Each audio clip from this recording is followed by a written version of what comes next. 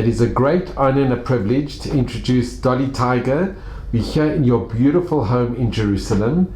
And Dolly, I know you came and you were born in Budapest. You have the most amazing, incredible story, a unique story. So if you could let us into a little bit about your family, where you grew up and what type of family you had, and your story, your history. I was a very lucky child. I was born in 1930 in Budapest, and we were two of us. I have a twin sister. And in our family, there were very many girls. But for 11 years, there was not a new baby born in the family. It was a large, loud, happy, wealthy family. And for the last 11 years, there were no new babies born. So when we arrived, this was the biggest event of the year. And we were very, very much loved and surrounded by loving grandmother and grandfather and great-grandmother and servants. In those years, you had a wet nurse and you had a dry nurse, and we had a nurse who was a professional nursing. Because we were very tiny, we were fragile little babies, and everybody was very happy to have us. And I had an unbelievable childhood. Our family was in the jewelry business, so most of the big jewelry houses in Budapest were owned by some members of our family. I still remember people. I have a cousin in Mexico who is now 80 years old. I knew her grandfather, who also had a jewelry store. My grandfather had, and my uncles had jewelry stores. And I had a lot of loving, surrounded by so much warmth and family, and we had a villa in the suburbs with a swimming pool, and this was the 1930s, when in the whole world there was a recession, but not in Hungary. And my mother got very nervous about what was happening in Germany in the early 1930s, and he sent her father, my grandfather, on a trip around the world to see where we could go. And my grandfather had a brother in London who also became a millionaire, was a lovely man, and he visited us very often in Hungary.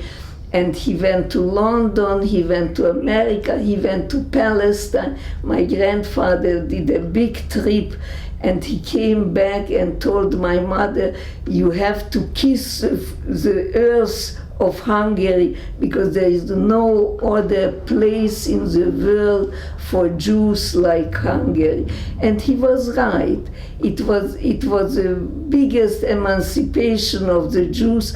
And in Hungary, the Jews were not only in one city like in other places. Every village had his Jewish merchant, his Jewish doctor, and we were integrated, and we were more Hungarian than the Hungarians. We loved our country, and when I started going to school, every day we pledged allegiance to the flag, and we were Hungarian patriots. And to this very day, I only like to read poetry in Hungarian. I've been gone since 1948 from Hungary. But to me, I left Hungary, but Hungary never left me. And it lives in me. This was the first happy years of your life. Stay with you the whole life, and not only that they stay with you your whole life, they give you strength in the worst moments. I remember when we got to Venezuela after the war with my young husband who survived Bergen-Belsen, and I was 18 years old, and we got to Venezuela, and we had absolutely no money. The Venezuelan Jews didn't help us at all, and then I had to go and scrub floors, and I was on my hands and knees scrubbing floors and saying to myself, my grandfather told me I am a princess, so I am a princess, even when I'm scrubbing floors. So this gives you strength for a lifetime, what my family gave me as a child. We had a Swiss governess, and our first language was German. And then when we started going to school, we started learning Hungarian. And my mother was not very much into religion. She was a very rebellious, very beautiful, very rebellious young woman. My grandfather was very Jewish. I remember I spent some time with him when I was sick, and every morning he put on the tefillin, and he was praying at the window with the tefillin and the prayer shawl with the talit and the tefillin, and he instilled in us Jewishness. You have a picture of your grandfather? This was my grandfather, and he was born in Lemberg, so this is already now 3 generations who don't have the same mother tongue. He came from Lemberg to Budapest to find a better life. And my grandmother, who was a very beautiful lady, she came to Budapest from the Carpathian. You know, there were very many very religious Jews in the Carpathians. We have a beautiful picture as well of your grandmother. And she was 18 or 19 years old, and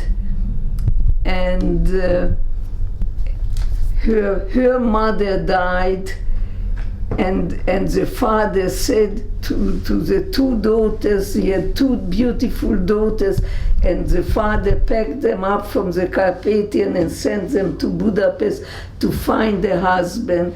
And both girls found very lovely, wonderful husbands who made very well. Everybody was in the jewelry trade. So I'm not ashamed to say we were very wealthy. We had servants, we had everything. We had everything.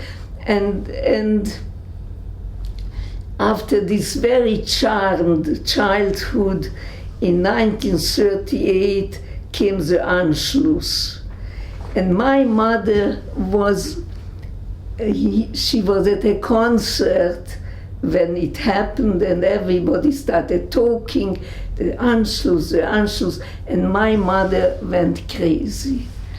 She said that this is terrible, they will come also to Hungary, we are all lost, they will kill all the Jews, this Hitler is a horrible person, and we have to find a solution to get away from Hungary. Because Hungary was always historically allied to Germany. And she figured out that she is going to marry a Christian man and move to another country. And there was this man who liked her very much for a long time. He was also a jeweler from a small town in Yugoslavia, it was at that time Yugoslavia, but it was before Hungary, so they were a Hungarian-speaking part of Yugoslavia, very near to the Hungarian border.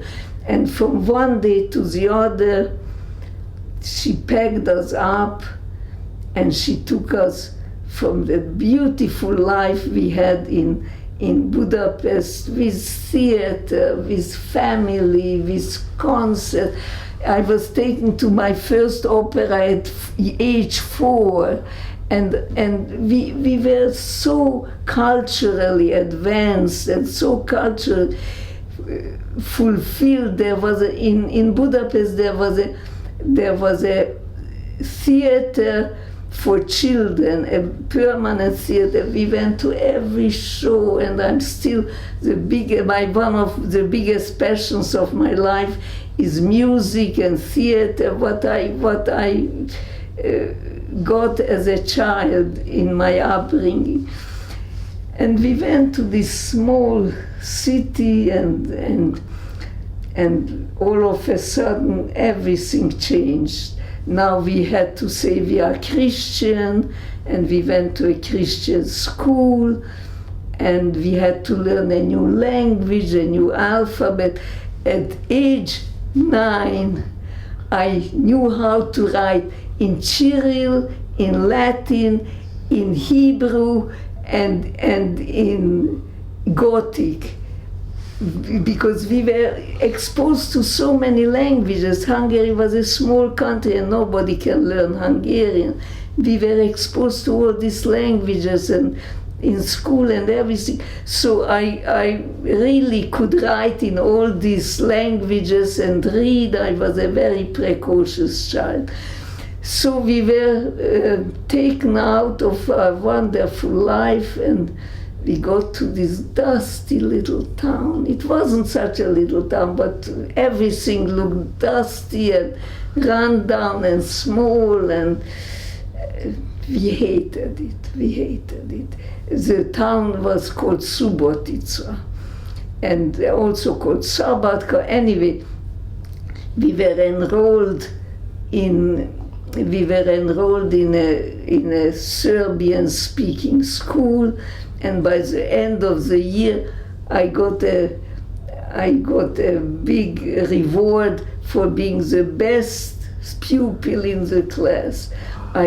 Anything that I undertook, I put everything in it, and then I learned Serbian, and I still speak Serbian, and so then all together we lived there a very short time, because in 1941 the Germans conquered Yugoslavia.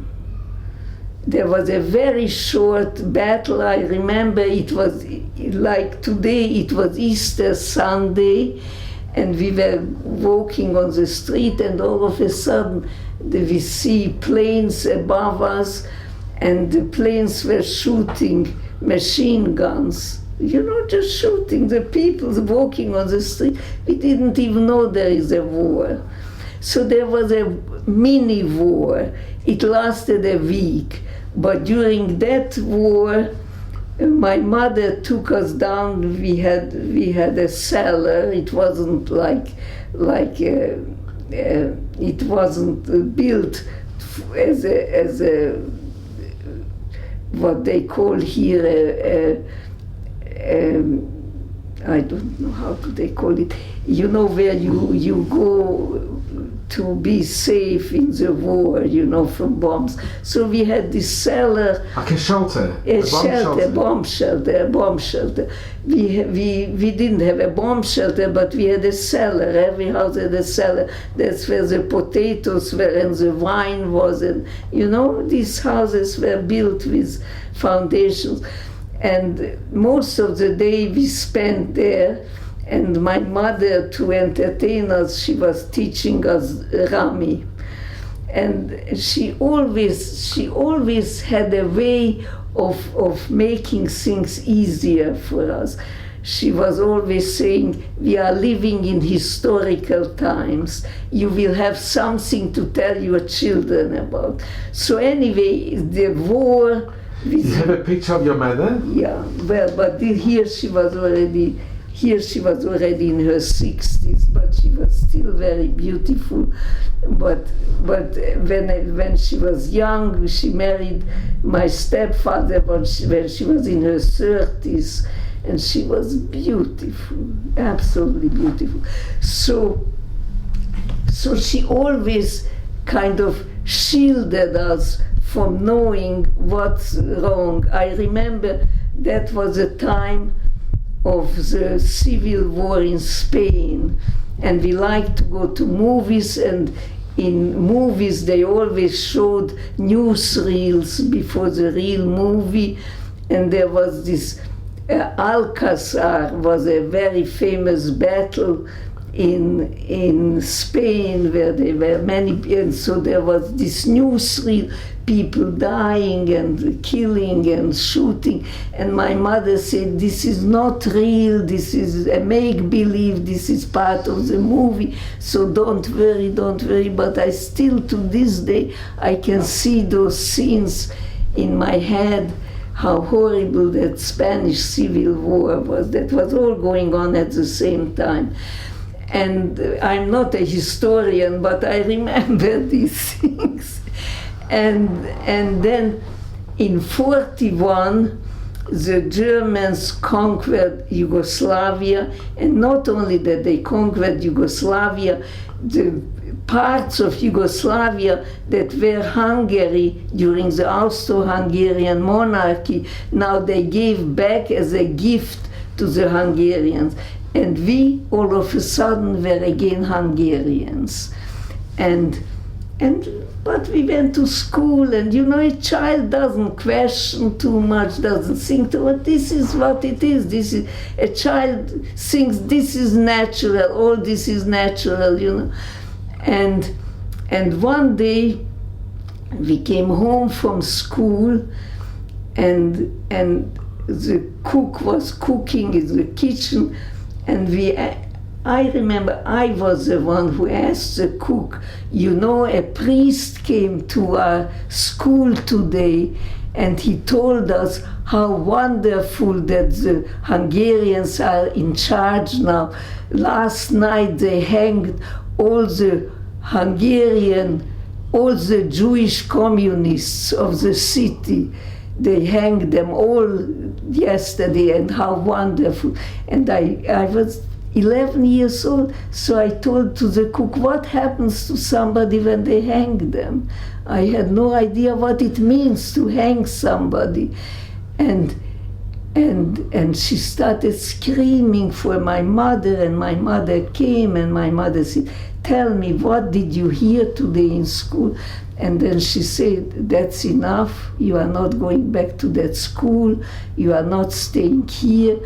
And she went to, since now we are in the same country, she went to Budapest and looked for a convent to put us in a safety, because my stepfather's brother was the biggest anti-Semite Nazi in the city, and the family of my stepfather shortly called always my mother that Jewish whore from Budapest.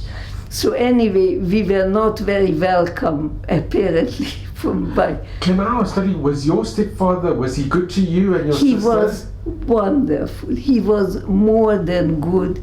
He was the most ethical, the most honest, the most hardworking, and he was an artist. He was working in gold, and he was the best friend the Jews ever had. He would make, for example, to one of the friends, he made hand, you know, the, how do you say, the door handles. A doorknob. Door handles. There were door handles in Europe. he made it out of solid gold and installed it, and nobody knew about it, to hide their gold, you know. But most of these people never even came back, and who knew that this was gold? Anyway, he was a wonderful, wonderful man. He was very, very much older than my mother, and he didn't know what to do with children. So he really wasn't a father, you know, but he was a nice and decent man. So we got to the convent, and that was, for me, it was a terrible time, and my sister said it was the happiest time in her life. It was so peaceful and so quiet, and the nuns and the praying and the getting up every morning to go to mass, and it was a boarding school. It was a convent boarding school. As a matter of fact, on the website of the Washington Holocaust Museum, they have pictures of us with the nuns when we got to Hungary. So you have a picture of you and your sister, Dolly, the picture of you and your sister, which is a painting, actually. This painting was done when we was about 4 years old, and he was an up-and-coming, very famous artist, and my mother wanted a portrait painted of us, which was a big luxury, but we could afford it. So this painting survived. But I will see if I can find with the nuns, some pictures with the nuns. Were the nuns kind to you and your sister? Here is one picture with the nun. No, that's not it. That's later. No, that's not it. Let me see if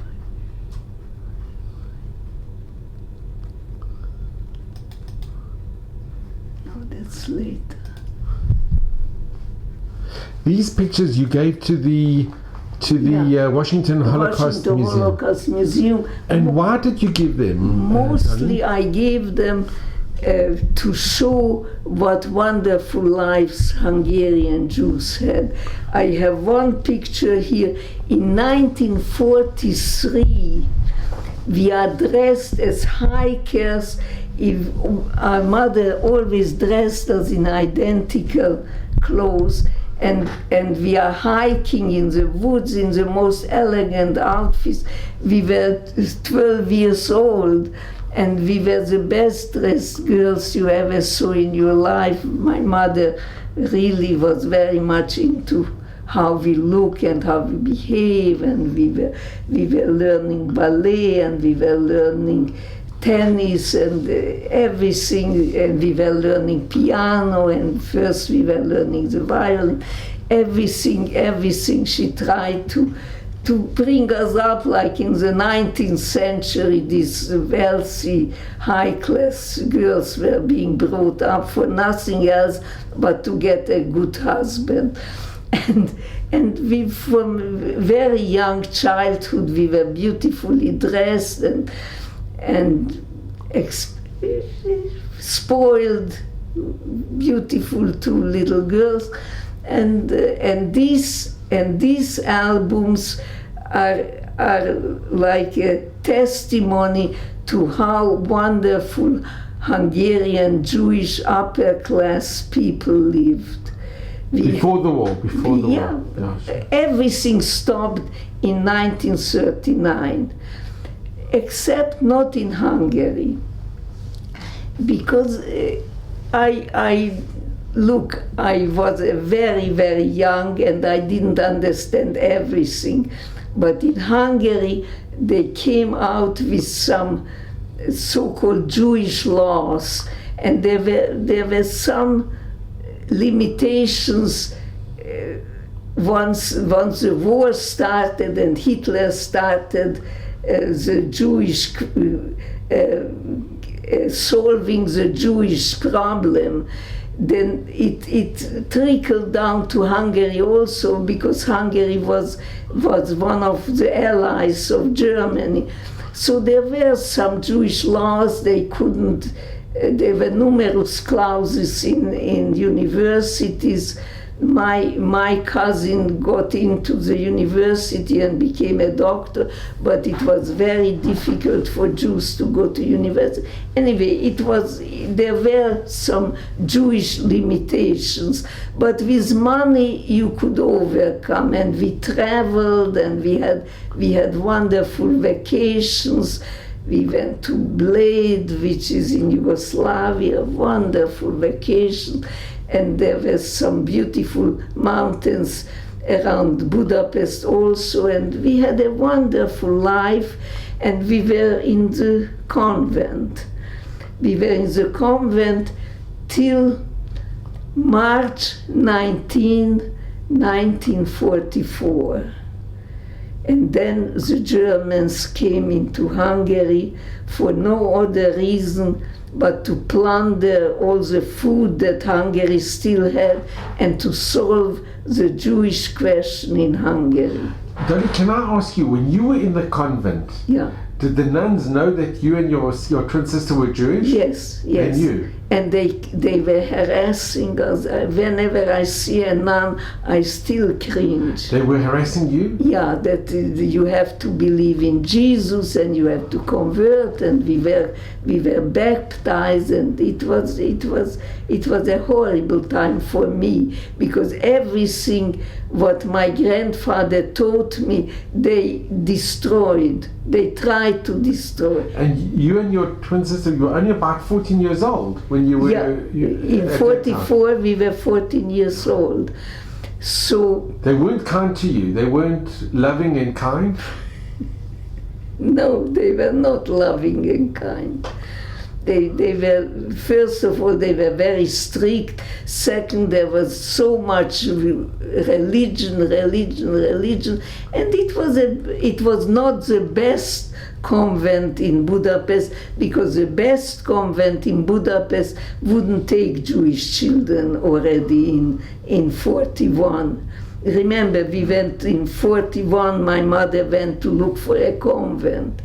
But the best convents didn't take Jewish children anymore. And this convent accepted, there was one other, there were 3 of us Jewish children in this convent. But when the Germans came in, we were out. They kicked us out. Not only they kicked us out, we had a horrible experience with the nuns. We were walking on a very busy street with my mother. We were 14 years old, I'm talking 1944, and there was one of the nuns on the other side of the square, and she hollers over, "Why aren't the little girls wearing the yellow star?" And we had false papers that we are the children of Paul and we are Catholic. And you know, this could have cost our life, but my mother grabbed us and we jumped onto the first tramway that came our way and just disappeared. But that was the nuns, the caring, wonderful nuns. So anyway, then came the summer, and we were hiding in a hotel. We were not allowed to go out, and we were always afraid that they will come and find us and find out that we have false papers. And the interesting part, I must tell you, that I met a rabbi in Netanya, Rabbi Birnbaum, who is, I think, a couple of years older than I am, and he was hiding in the same hotel, but not only hiding, he was a busboy. He applied to work. He was already 16 years old, which was a big difference, 14 and 16. He was 16 years old. He had false papers, and he spent the whole war years in the same hotel that I did. So this is just an aside that I found a very, very interesting coincidence. And then... You were hiding together with your mother in the hotel? And their stepfather was also with us. He kept coming back to Subotica and trying to help the Jews, and then he came and told my mother that they loaded them in wagons, and he took food for them, and it was horrible, and they didn't want us to know about these things. But in the night they were talking, and my mother was crying all the time, and it was terrible, the things we started hearing, what is happening. And there was one law in Hungary that I don't think there was in any other country under German occupation, that if you were married to a Christian, you were exempt. If you were a Jew married to a Christian, you were exempt. There was even a name for it, Arya-Paria, the partner of an Aryan, Arya-Paria. And my mother was exempt, so my mother had no problems. But with all these no problems, one night there was a knock on the door, and the Gestapo came and took away my mother, who by law wasn't supposed to be taken. They took her to the brick factory, and then my father, my stepfather, fell apart, and he told us that we will have to fend for ourselves, because he has to do everything now to get my mother back.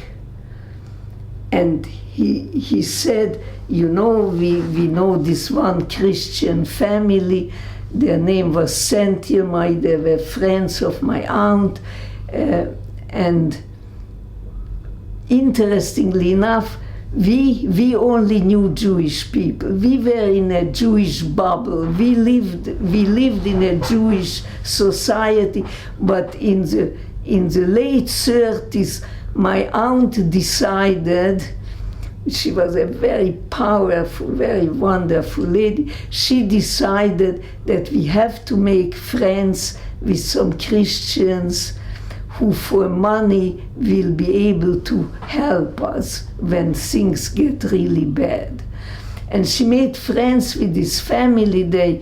She was a widow with a son, and the son was a medical student. And so we wake up in the morning, and my stepfather tells us, look for Yuri and see if he can help you. And he gave us, and he says, here are 2 suitcases, and these 2 suitcases you have to always have with you, and be very careful of these 2 suitcases.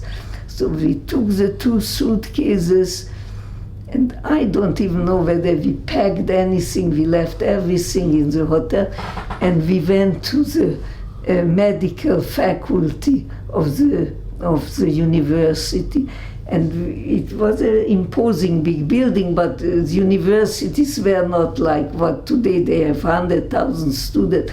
They had 500 students. So we sat down on the stairs of the entrance and exit of this university. We were 14 years old, and with the 2 suitcases, and we were waiting for him to come out. He was attending classes. Life went on, you know, this life went on till the last minute normally.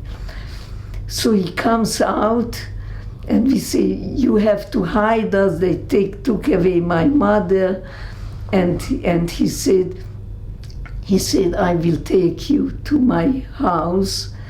And then we found out that he was also hiding the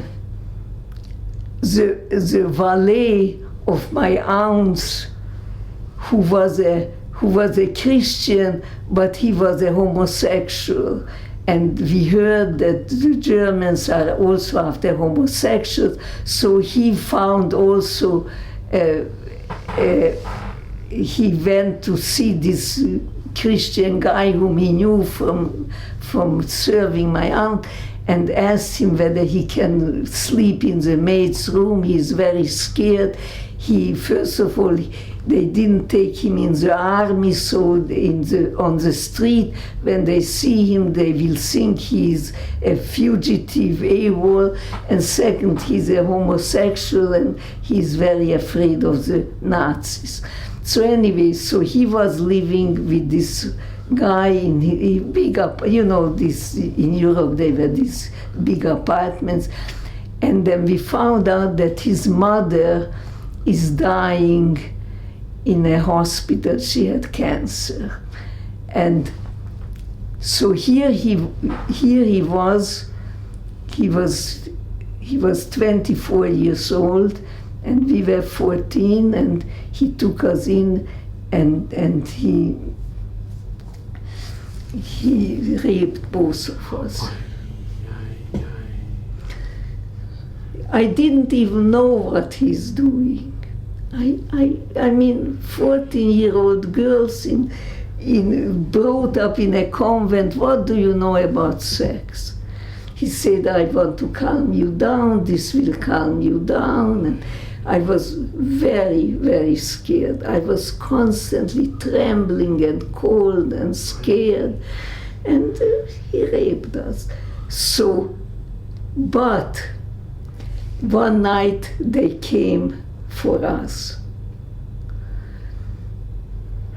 3 big guys with machine guns, and they said to him, we know that those 2 girls are Jewish, that you are hiding in your apartment because you never go down to the shelter when there are air raids. Why don't you ever go down to the shelter?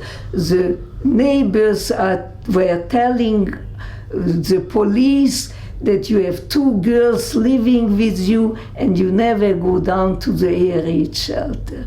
Nice Hungarian neighbors. And he said, no, these are girls from the village, and the village was bombed, and they are my nieces, and we had false papers that we were from Subotica, and our name is Paul, and we are Catholic, and these people were horrible, and they actually came to physical fighting with him and the soldiers, and he defended us, and he kicked out the soldiers. You know. He kicked them out. He kicked them out. But at that time we were already very, very scared, and the city was in shambles. They were bombing every night, and he said that we cannot stay in the apartment. So from morning to night we were on the street. It was already, at that point it was already November. It was cold and it was rainy and it was dark, and all the bridges were hanged with dynamite, and it was horrible, and I was always scared and crying, and then my stepfather got my mother out. This is also a long story, but my mother was fantastic. She went to the condominium of my aunt, which my aunt wasn't there anymore, which was taken over by very high-ranking officers, Hungarian officer with his wife, and she said she's a peasant girl from the village and she's looking for a job as a cook. And she dressed up like a peasant, and and she went to the apartment of her sister, which was a beautiful apartment. I don't have to tell you, painting, silver, whatever. And this high-ranking officers, if he would have only looked at her manicured hands, he would have seen that she's not a peasant. But he hired her, and she was washing dishes and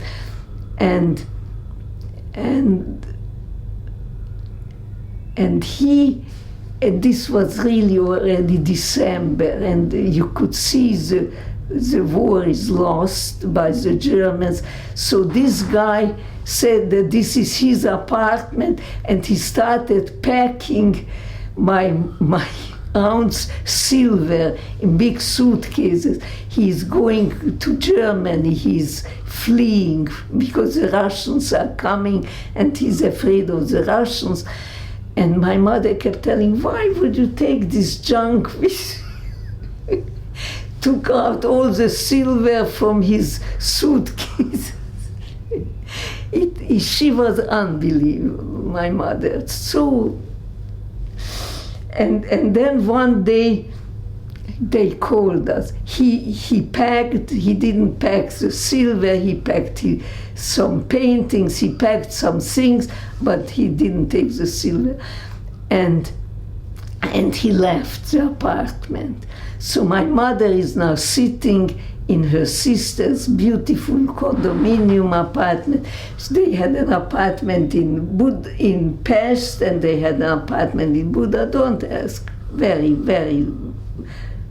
They wanted to invest. What do I know? They wanted another apartment in the mountains. Anyway, so there is my mother sitting in that apartment. And she tells my stepfather, now you have to get the girls back. So my stepfather, who moved around very freely, he first of all, he was Christian. Second, he was old, and he was a veteran of the First World War with some real bad injuries. He was lame on one foot. Anyway, so my father could move around wherever he wanted. And so my father came to pick us up and brought us back to my mother. And how long hadn't you seen your mother? I would say 2 months. So it must have been very emotional when you saw your mother again. Well, it was, of course, very emotional. We were very attached to our mother, and we were so scared, and everything was falling apart, and the bombardment, and the Russians were shelling already Buda and Pest. On Pest, they were already very near. They came into Pest in January, but in Buda, where we were at that time in that condominium, everything was destroyed. The apartment was bombed, and we were all in the shelter. We were about 40 people, the tenants of this building. We were 40 people in the shelters, sleeping, only beds, and then there was another room which was where the heating was generated, and that's where the women cooked, and my mother cooked, and we, at the last minute, for 1 gold coin, my stepfather bought a whole case of sardines, and we were eating sardines for 2 months. Anyway, and we had some potatoes, so we were always trying to have something to eat, and it was no water, no electricity, no nothing.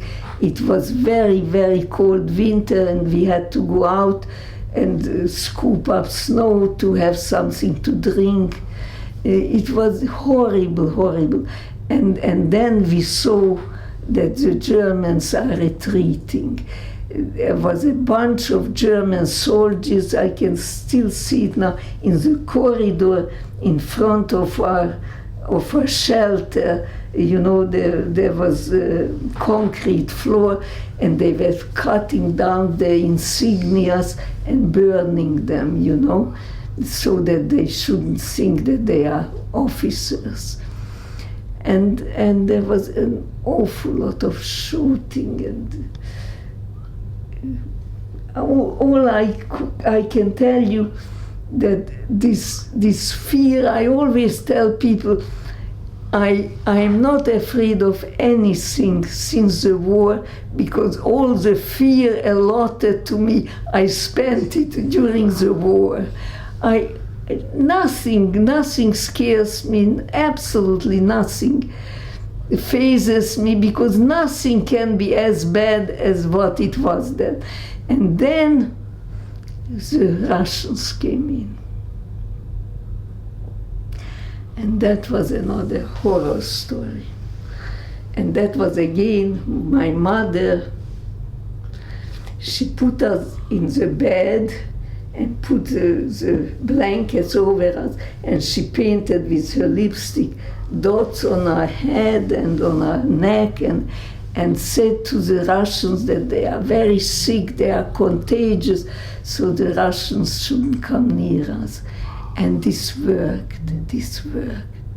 And no Russian dared to even approach us.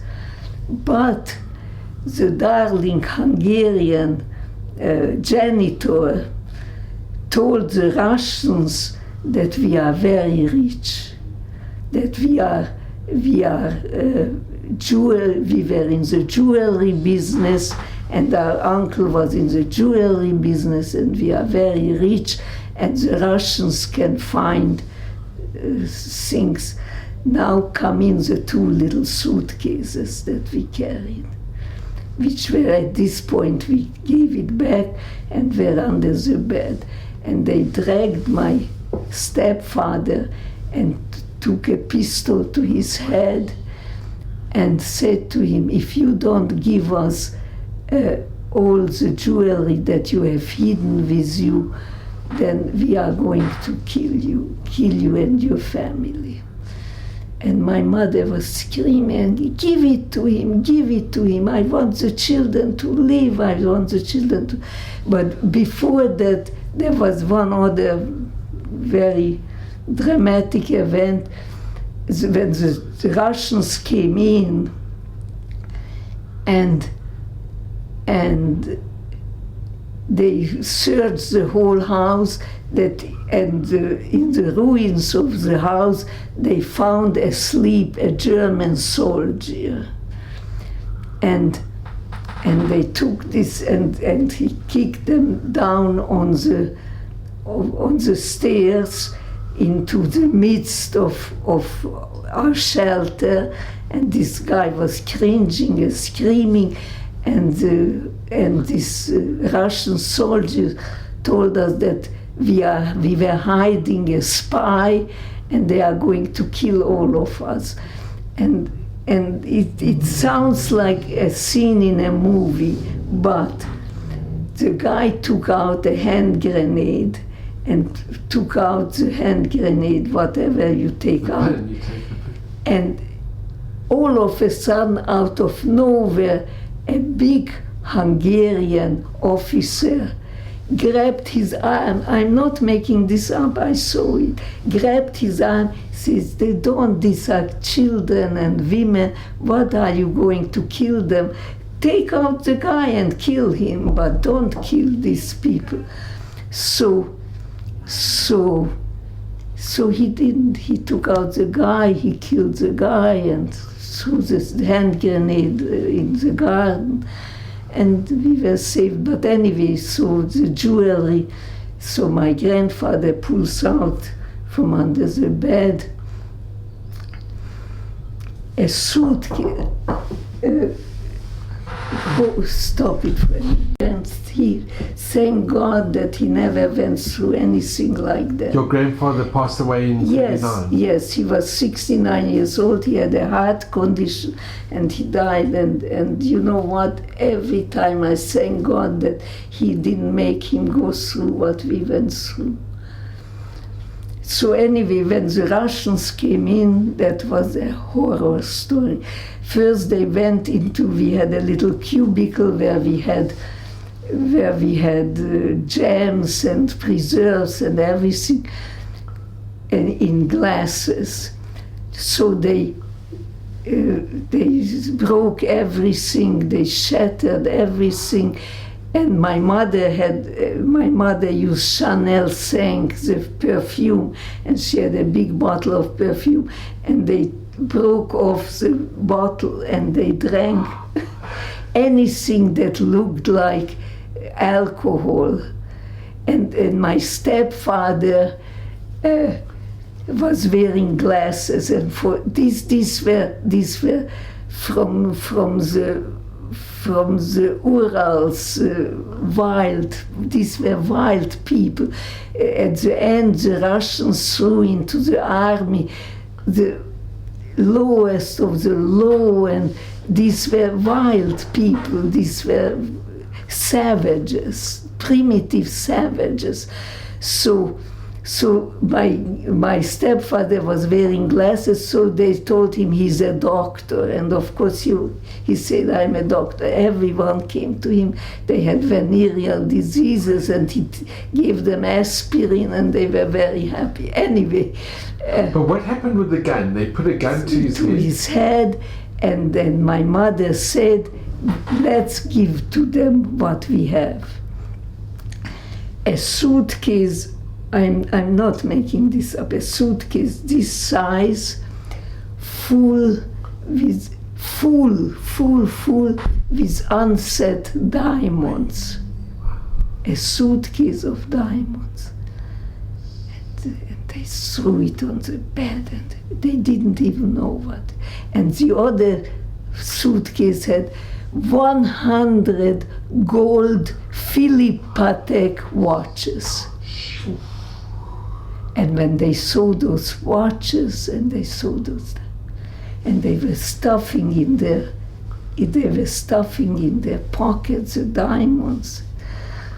You cannot imagine what the scene that was, and rejoicing the janitors, and then the janitor came up to the Russian soldier and said, they have something hidden, they buried something in the ground, in the yard. And my father had to go and unbury what was in the yard, don't ask. And did they really bury something? Yes, we all buried. What would you do when you have all this, and you know the war is coming, the Russians are coming?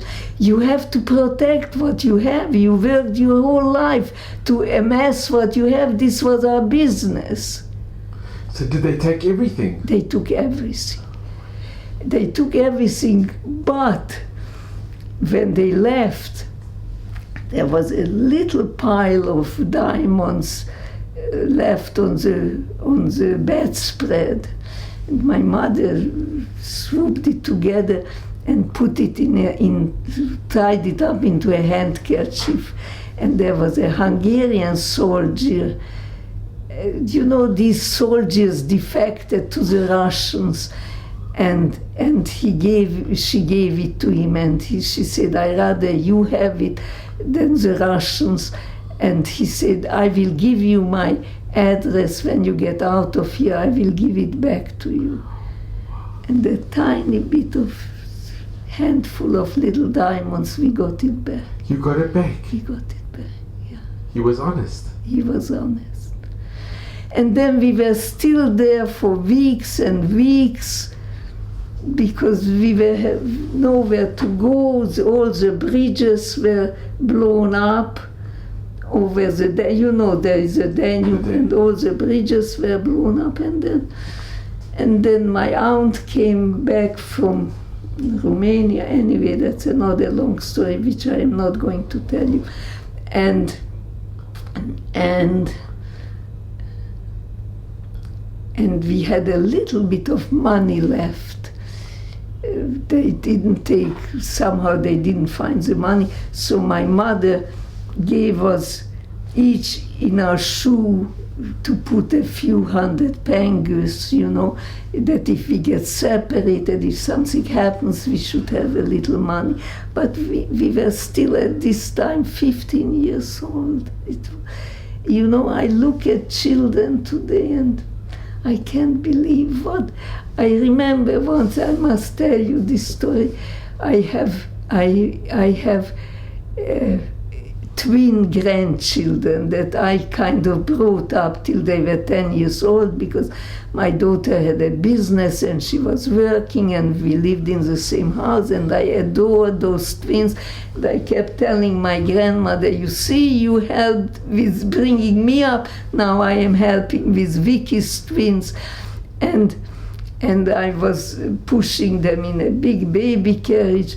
And all of a sudden, it just came in my mind, what would I do if somebody would take away these children from me? And I said, it is just this thought that I could lose these children, and 1 million children like my children were lost. And mothers couldn't protect them. My mother could protect us because of the circumstances, but other mothers couldn't protect them. When the war ended and then we went back to Subotica and we had our apartment, we had a very nice apartment there. We had a cook who saved everything that we had in that apartment.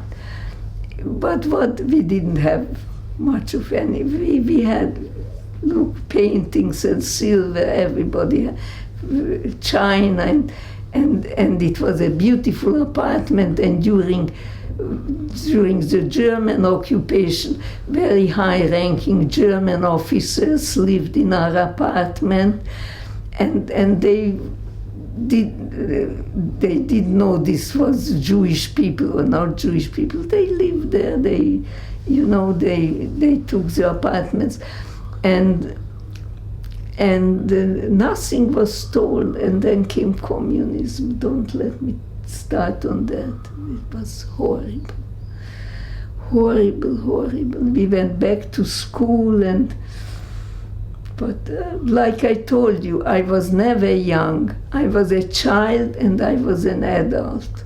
And you are not a child anymore when all this happens. And then we went through very hard times with the communists, because we were bourgeois, we were rich, and we had my stepfather had his jewelry store still, and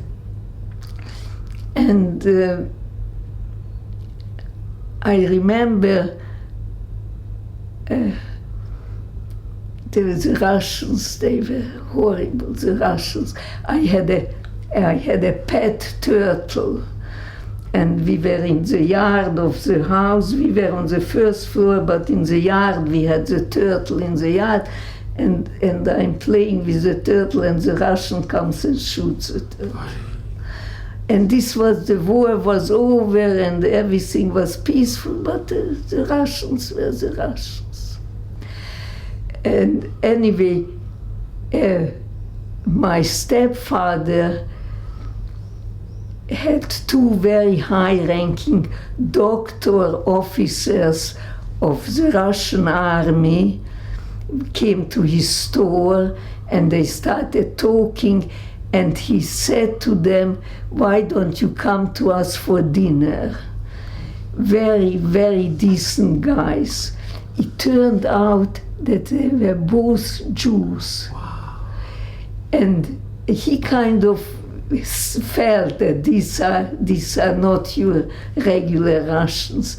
And we became very, very friendly with them. One was from Odessa, and And I even remember his name. His name was Rogovoy. And they brought another nurse once, and we very often we had them in our home.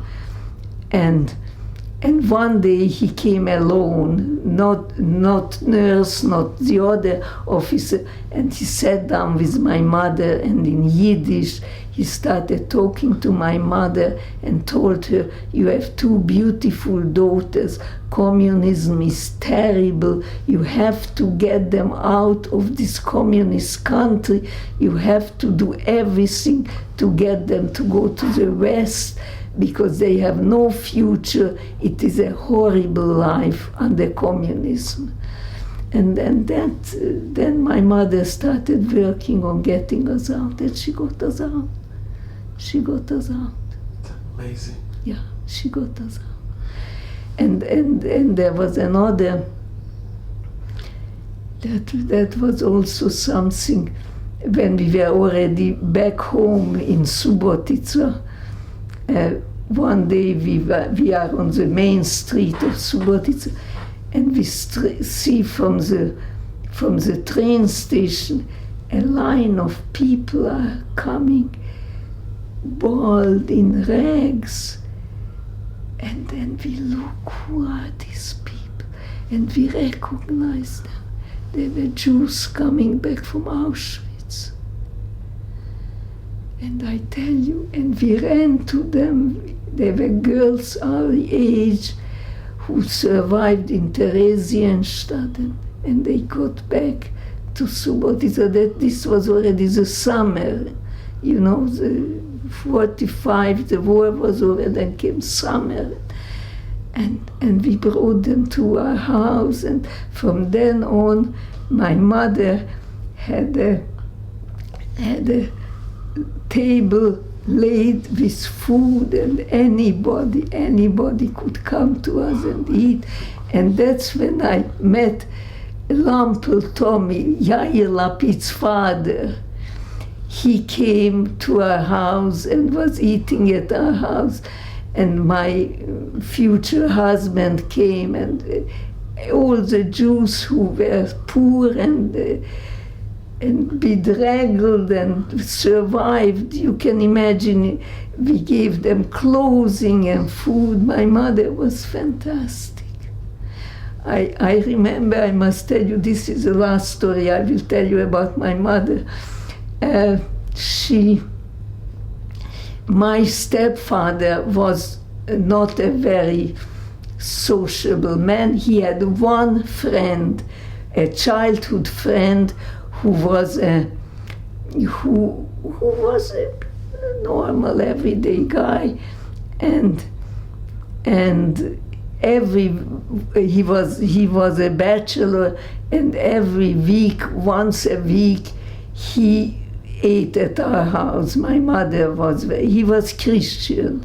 My mother was very nice to him. It was my stepfather's friend after all. And then this was still in 1941, you know, when they started taking the young men to forced labor camp. And all the women, including, of course, my mother, were knitting socks and things and sending them to these poor boys who were in the forced labor camp. And one day somebody told my mother, there is one boy who wore out his shoes, and we are looking for a size 42 shoes.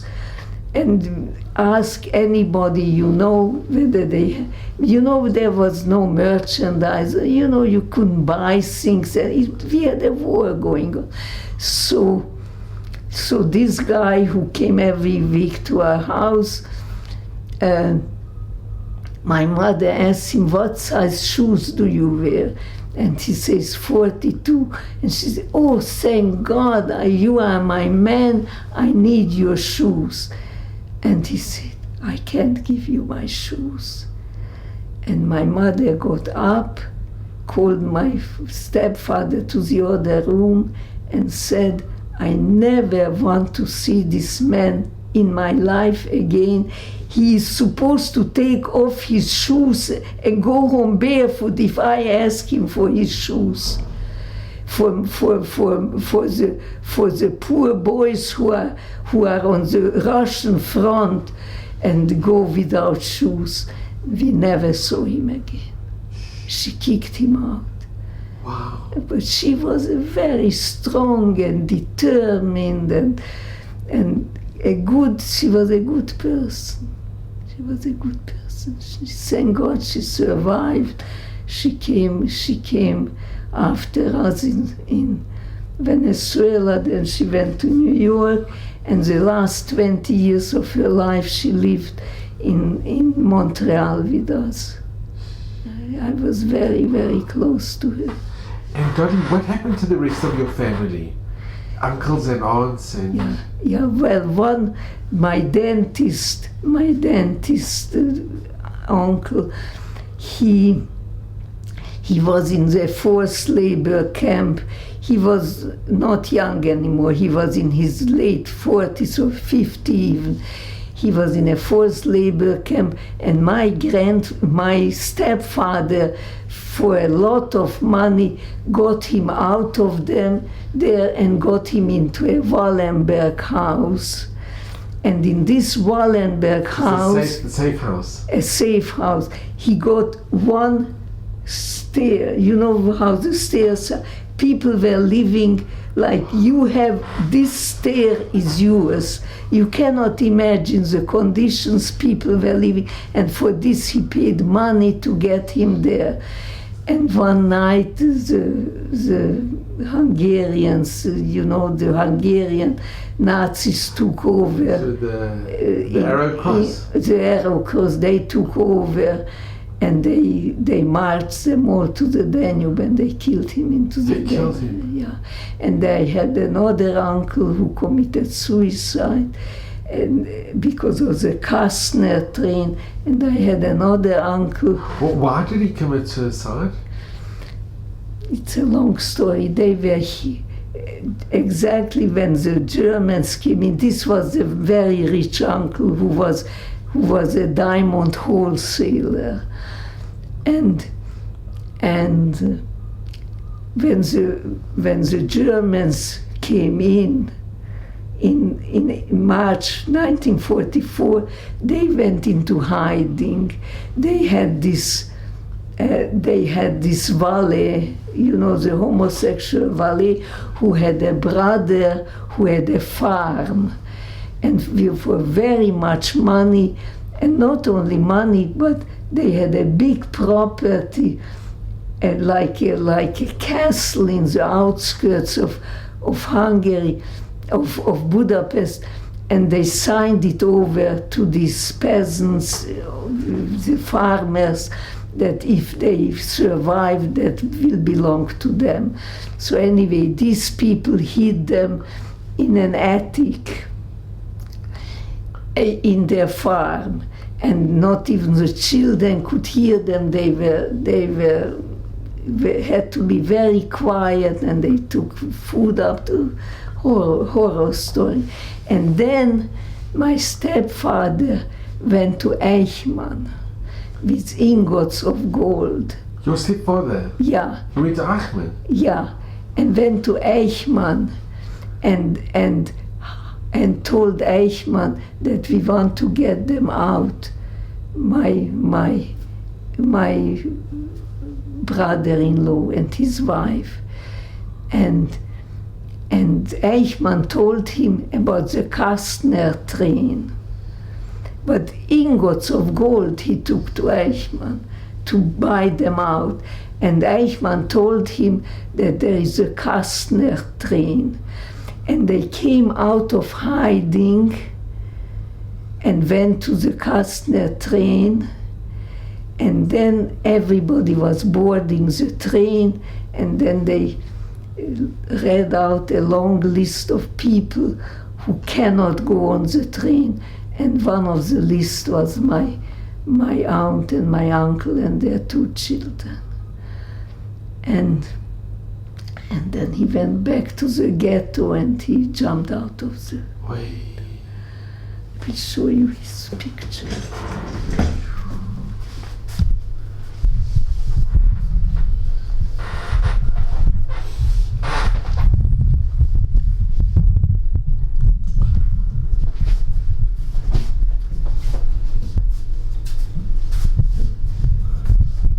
That's me. I was here 5 years old, and that's my uncle.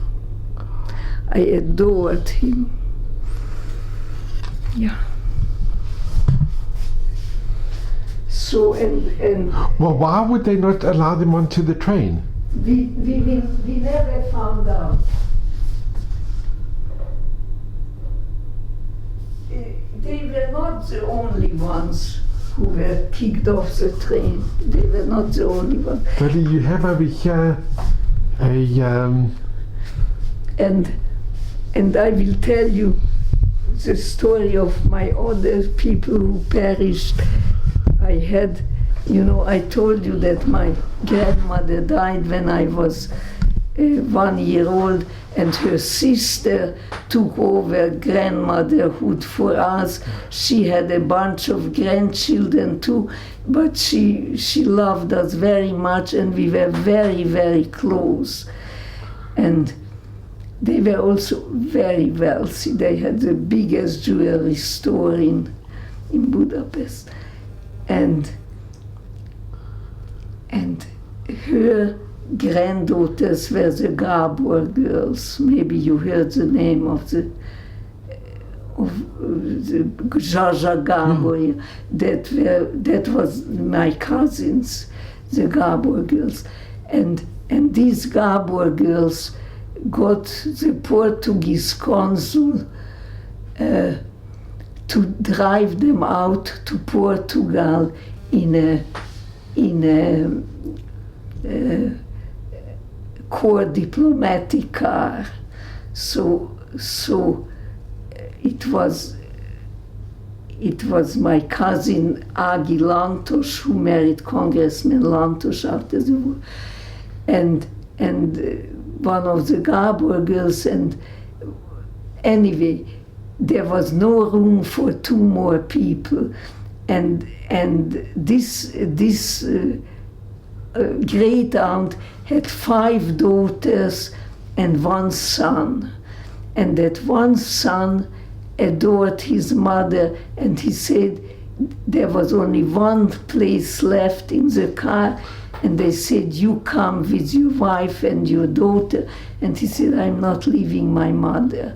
And then the Portuguese consul told them to move into the Portuguese embassy and they will be safe. And they killed them in the Portuguese embassy. They killed him? Yeah, him and his mother. Was this the Arrow Cross, the Hungarians? Yes. Inside the embassy? Yes. So I lost 3 very, very beloved uncles and this great aunt. Anyway. But here I am, 91 years old, and I live in Jerusalem. And Dolly, can you show us, you've got on your wall, it's a very special thing you have here. Yeah, it's a very special thing. This is my descendants. Grandfather and grandmother with the 3 children. This is my mother, and this is Agi Lantos, and this is when they were little. She's 1 year younger than I am. When she was little, she fell in love with Tom Lantos when she was 6 years old. And these are all the Gabor girls and my cousins. Anyway, this is the Lantos family. The Lantoses had 2 daughters, and one had 10 children, and one had 7 children. So it was a huge family, and I'm very close with all of them. They came to Israel, and they wanted to learn from me how to make palachintas. So, Dolly, that is amazing. Sure. So, Dolly, I want to ask you. No, I know. I'd like to ask you, Dolly. I mean, what you have gone through, what You have gone through so much in your life, and you've experienced and seen so much. What message do you give? What message do you give to the future generations, to your grandchildren, and to... Stay Jewish and be proud Jews and defend Israel, because no matter what, this is the only security we have as Jews, is this country. We don't have anything else. And Dolly, I'd also like to ask you, I mean, what you saw, and you saw people, I mean, look what you've lost, and look what you went through, and the trauma and the loss. What happened with your faith? With my faith, I'm surprised every morning I get up, I say Modi Ani, and I'm surprised that I'm still alive, and grateful that I'm still alive, and I have the beautiful flowers, and I have everything that I need. You never lost your faith, your emunah? I don't think so. I'm searching. I was always praying. My grandfather taught us when we were very small that you pray when you eat the first fruits of the season, and you pray for this and you pray for that. And my mother taught me that when you plant a plant, you make a broche for the plant. And I'm always praying. I've catch myself going around praying. What can I tell you? It's very difficult, and some of my family, you know, my mother,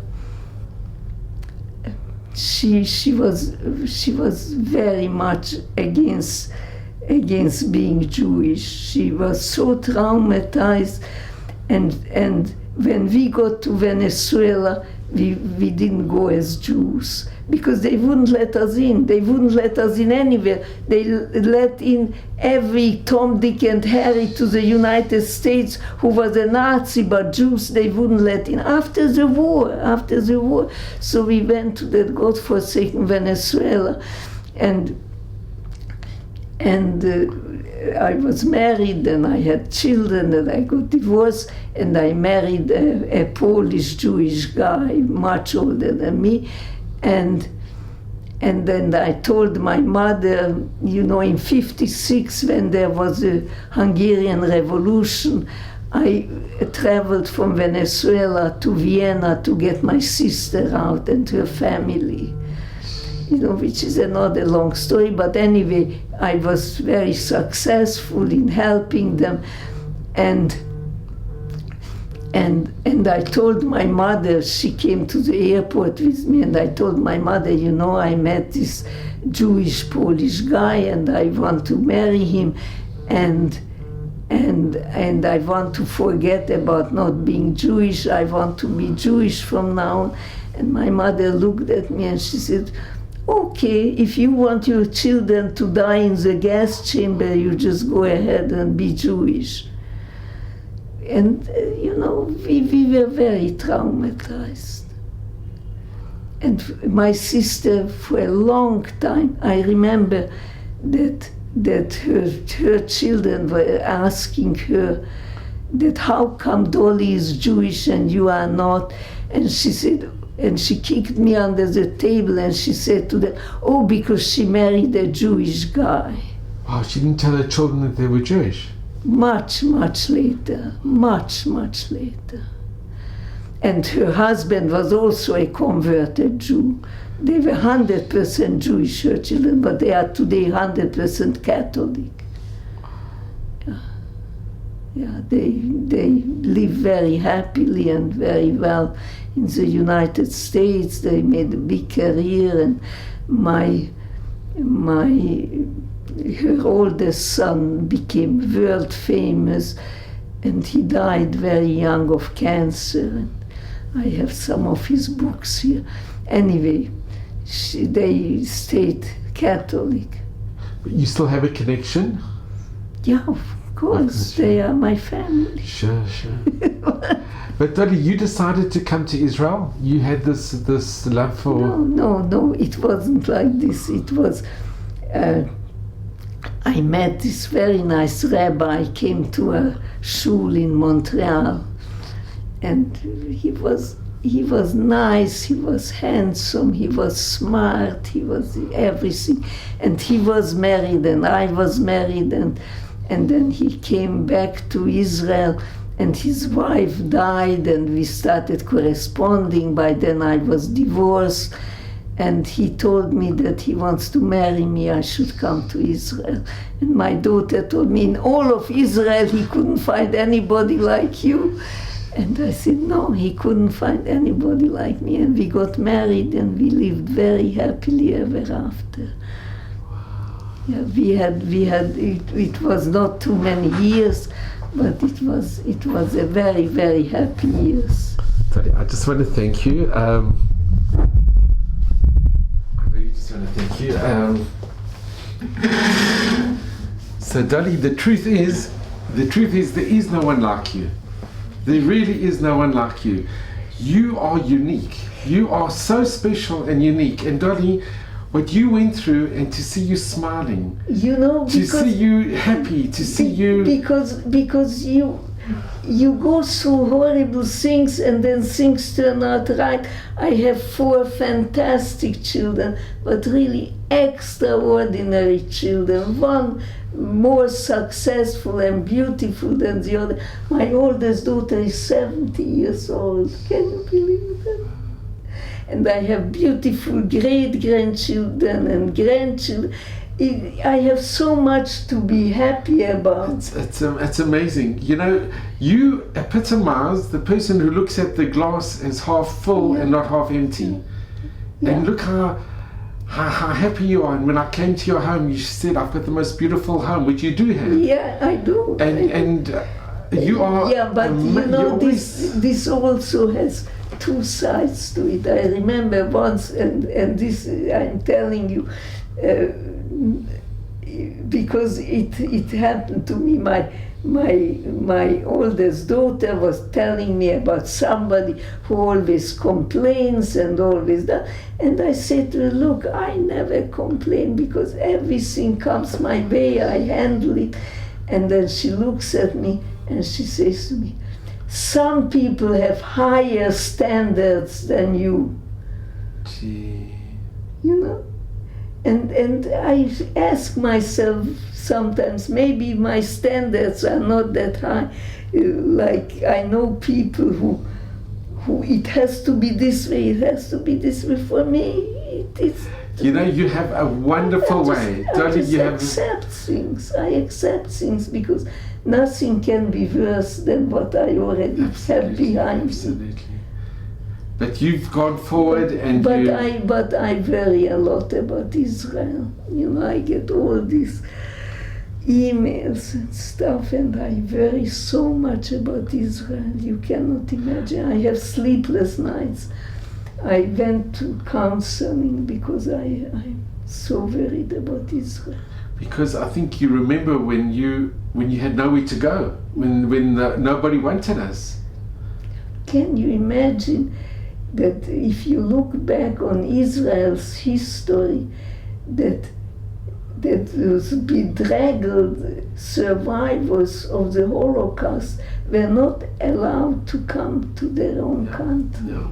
Yeah, there is so much malice and hatred in the world against Israel. To me, this is my biggest worry in this time. Dolly, I just want to mention, if you think we lost 1/3 of our people in the Shoah, and in 1945 when it was the worst, and then 3 years later we have the establishment of the state. After 2,000 years. Yes, but nobody wants us to have it. But Hashem does. Hashem does. And you have emunah in Hashem, and that's what will keep us, is our emunah, that Hashem runs the world, and you have to just believe that Hashem really does run the world. I'm believing, because if I wouldn't believe, I would go nuts. That's wonderful. Because I have 3 beautiful great-grandchildren here in Israel. Well, Dolly, you should just be at Mevesrim till 120 in good health and nachas, and keep on smiling and keep on being so positive. And I really, from the bottom of my heart, I want to thank you so much. Being with you and hearing your life journey and what you went through and how positive you are, And despite everything. And I also worked very hard. My whole life I worked very hard. And I contributed, and I worked as a volunteer. After I retired, I worked in a palliative care hospital for 5 years, and I have plaques to show. Then I worked in another clinic for 10 years. I always felt I have to contribute to society, as loved and spoiled and well off we were. My mother always said, you owe something to society, not society owes to you. And for me this was always one of my leitmotifs of my life, that I owe something. Well, I came here, I was almost 80. I worked 9 years as an AACI at the library. You fulfilled your mother's dream. You really did. Her words, you really fulfilled them. Yes, yes. So Dolly, thank you. I was an obedient child. Well, Dolly, you're amazing, and there is no one like you. And I really want to thank you so very, very much. Thank you. It's been the greatest honor, Dolly. It's been such a pleasure. I hope I didn't bore you too much. Dolly, your story is riveting, and you are amazing, and you should just be well and happy and in good health.